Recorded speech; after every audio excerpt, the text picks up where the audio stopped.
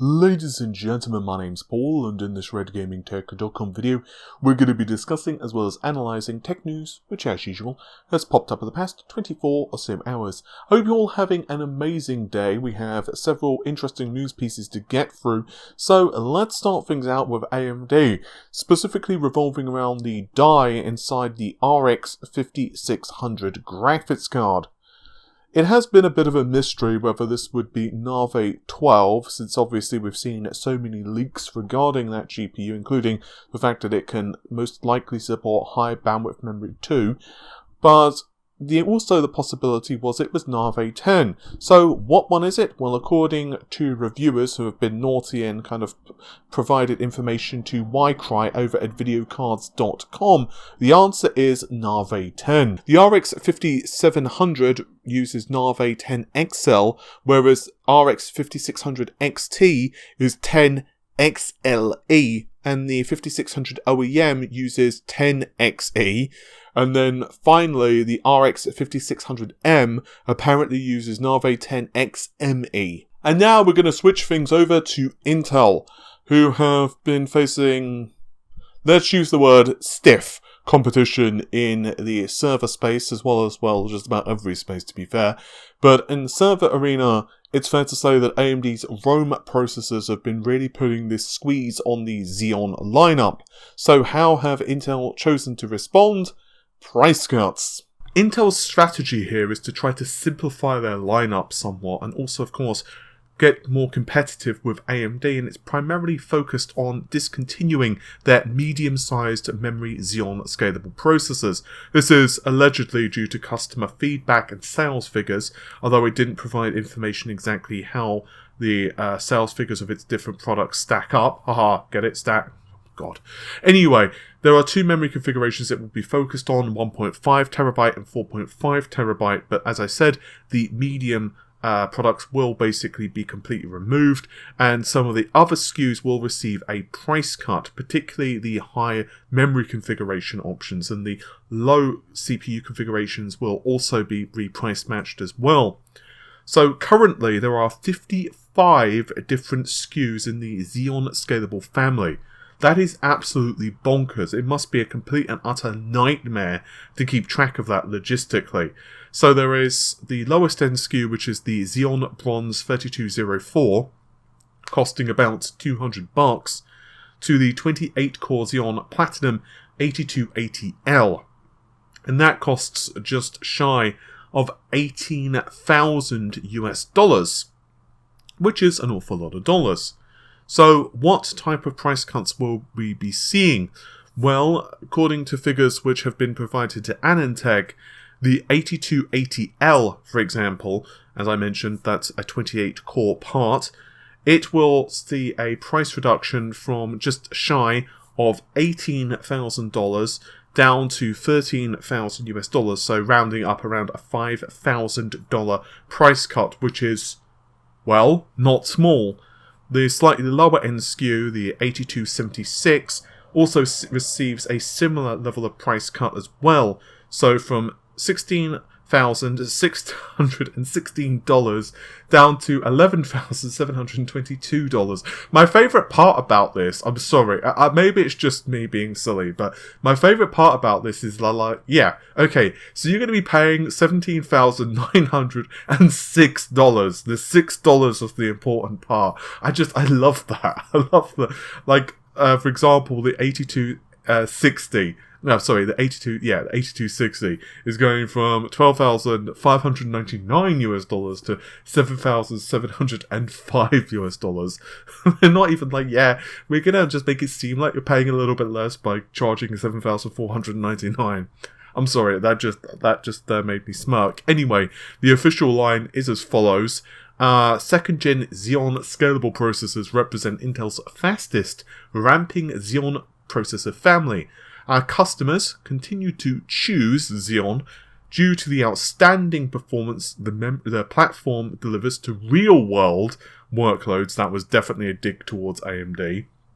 We're consolidating the extended memory offerings on the platform based on customer feedback. These changes will simplify our extended memory offerings and provide greater value to our customers. And now moving on to the PlayStation 5, as there are several rumours right now that the PS5 will be announced in February. And in the grand scheme of things, this does make some level of sense. After all, the PS4 was announced in February back in 2013. It's hard to believe that that's 7 years ago. But according to journalist Mike Futer, he believes that the Destination PlayStation event will not be taking place this February, and instead, most likely we will see a PlayStation 5 announcement. Now, another potential possibility is that Sony just feels that announcing things at the Destination PlayStation event is kind of pointless, and maybe they could hold the event at a later date, that is, the PlayStation 5 announcement. Just for example, they could host it in April, and they just feel that having a Destination PlayStation event in February with a PlayStation 5 announcement taking place in April would just be kind of pointless, and honestly I would kind of agree with that. However, all of the signs so far do seem to point towards a February reveal. It'll be interesting to see what Sony does choose to reveal about the PlayStation 5. Will we get a full specification rundown? Will we get an announcement of all the games, pricing, and so on? Or will they choose to hold some stuff back, given it looks like, anyway, Microsoft are gearing up for the big E3 reveal for the next generation Xbox. So it's going to be fascinating to see what the differences are regarding the announcements from both companies. Speaking of specifications in the PlayStation 5, I really would like to cover a set of fake specifications which was plopped on Pastebin. So many people messaged me asking my opinion regarding these specifications, and I'm going to go into a couple of points and then explain why it's completely and utterly fake. So this post is actually a few days old now. It's almost a week old. It was plonked online on the 9th of January this year, but so far has received several thousand views, and furthermore, as I mentioned, has been really doing the rounds, and a lot of people seem to believe that these specifications have a hope in hell of being accurate. It begins by saying that I am a developer of tools for managing the optimal operating temperatures of microchips. My company works closely with companies like AMD, Qualcomm, and others, and I know how the AMD production test system works, and for this I can say that the GitHub leaks do not concern the APU of the PlayStation 5, but only next generation production dedicated to the PC mobile sector that AMD has scheduled since 2020. In particular, the frequencies that leak serve as a stress test to determine the maximum frequency points of the chip. I'm going to skip a couple of paragraphs because, quite frankly, they're not really relevant. Then he said that the entire testing phase of the APU for the next generation PlayStation was done directly by Sony in its own laboratories and not in AMD's to avoid leaks and industrial espionage. Furthermore, they stated that the GPU of the PlayStation 5 has a performance point of 18 teraflops. The final version will be limited to 13/14 TFLOPs, and the final frequencies have yet to be fixed.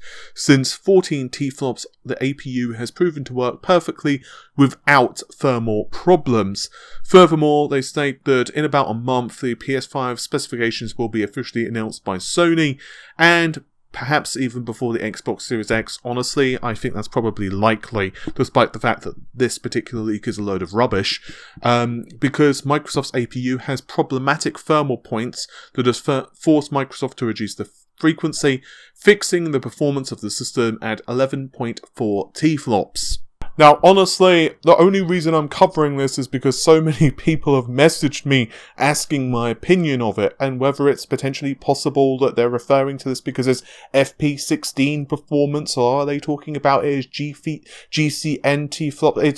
It's been absolutely ridiculous. I must have received at least 3 or 4 Facebook messages, a couple of DMs, a couple of emails, and just asking my opinion, like, is this even possible? So anyway, a Twitter user, he's also a YouTuber and he does writing as well, admitted that he created this fake entry on Pastebin as purely a joke. It was not meant to be taken seriously, and that's why he made such ridiculous performance figures of 14 T-flops as the lower clock frequency that APU was capable of, but it could actually hit 18 T-flops and so on and so on.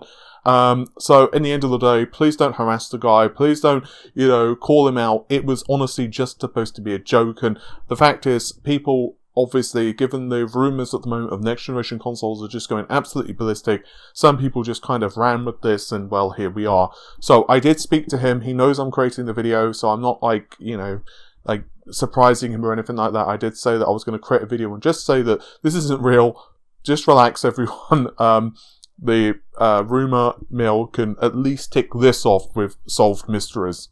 With all of that said though, hopefully you've enjoyed the video. If you did, then like, share, comment and subscribe of course. And I'll see you soon. Take care of yourselves. Bye for now.